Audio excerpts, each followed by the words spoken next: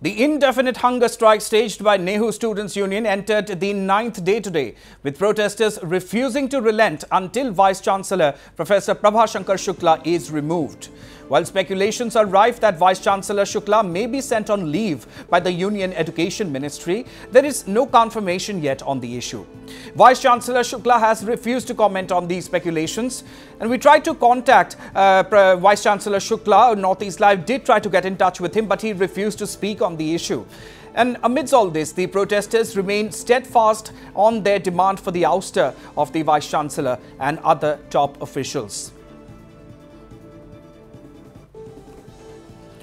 And to give us all the latest updates, we are being joined now by Mr. Toniho Kharsati, who is, of course, the General Secretary of the NEHU Students' Union. He is, of course, one of the student leaders who is spearheading this hunger strike by the students that has entered its 9th day today. So, first and foremost, Mr. Kharsati, thank you very much for giving us your time today. And before we get into anything else, we've been given to understand that, due to this hunger strike, you have not been at the best of health in the last couple of days. Your health also has deteriorated a little bit. So how are you doing now? What is the update as far as yours and other students on strike is concerned?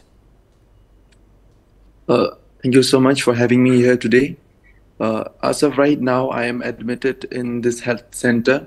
It is a health, I have been given saline bottles right now due to my blood pressure and sugar level dropping down significantly. And the situation in our university is very tense right now. Students have been falling ill every now and then. They are being hospitalized, and at the same time, some of them, they have been admitted. They are going scans like MRIs and all.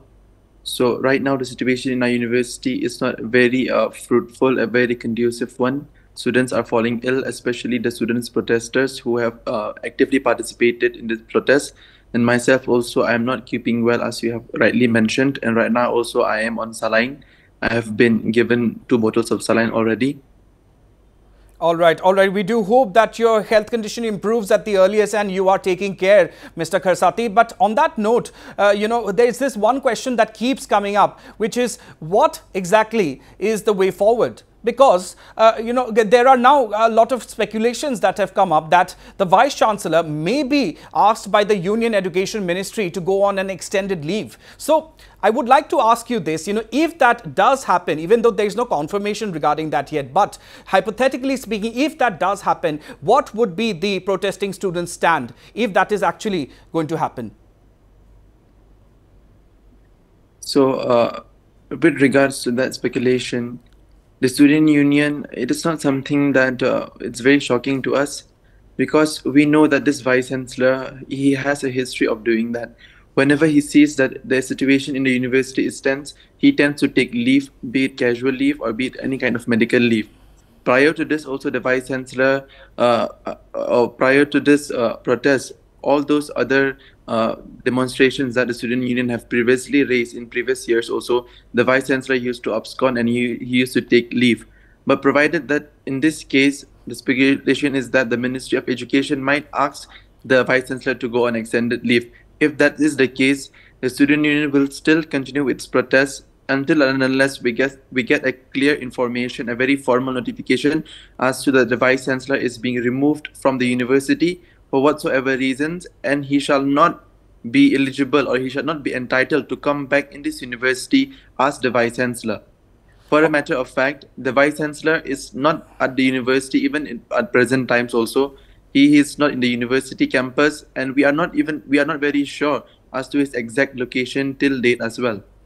Right. So what you're saying is that, that is not going to change things very much for the protesting students. You will accept nothing less than the resignation of the Vice-Chancellor. That is the only thing that is going to make the students call off their hunger strike. But Mr. Kharsati, that also raises another point of concern. We are seeing these visuals of the protesting students on our screens as well. And it's actually very concerning because of the health of the students, not to mention, a lot of these undergraduate students are also supposedly going to have their exams, if I'm not wrong, this week itself. So, aren't you concerned about how this is going to affect those students, especially if we talk about the upcoming examinations? So with regards to the upcoming examination, the student union, this protest that is being led by the student union, is not affecting the undergrad examination. Services like the examination department and the healthcare center, they are open 24/7. They have been functioning. The only problem that our university, the only crisis that we are facing right now, it's the absence of the vice chancellor, and also him not appointing, not having an in charge right now to take over his place, because most of the administration been put on hold, especially with regards to the examination. As you have rightly pointed out, the undergrad examination is knocking on the door. However, the vice chancellor, due to the absence of the vice chancellor in the university, it is totally putting a halt on the overall functioning, on the overall possibilities of the undergrad examination to happen as smoothly as possible. From the student union side, we have not interfered, or we have not forced the examination department to stop or to put on hold.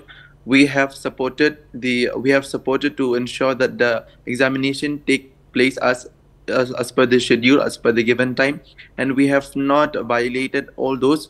We have let the examination department to function as well. The only problem that we are facing right now is with regards to the administrative function, because there is the absence of the vice chancellor, and at present also we do not have any vice chancellor in charge to take charge over the functioning of the university.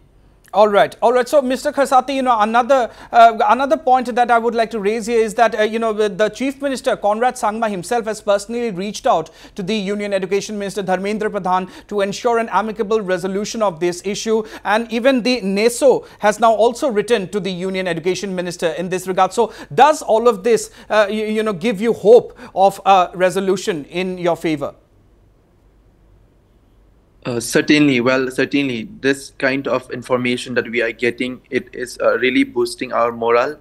We are seeing that at least we are getting support from the state government as well as from various organizations. They have seen the plight of our university, they understand the crisis that we are having, and we are hopeful that all this kind of interventions from the civil societies, from the government, from the state government, will surely bear fruit to our demonstration, to our agitation. All right, Mr. Kharsati, thank you very, very much for giving us your time today and talking to us regarding this burning issue. Even though your health is not in the best of forms at this point in time, but despite that, having given us your time, thank you very much. Many thanks for that, Mr. Kharsati.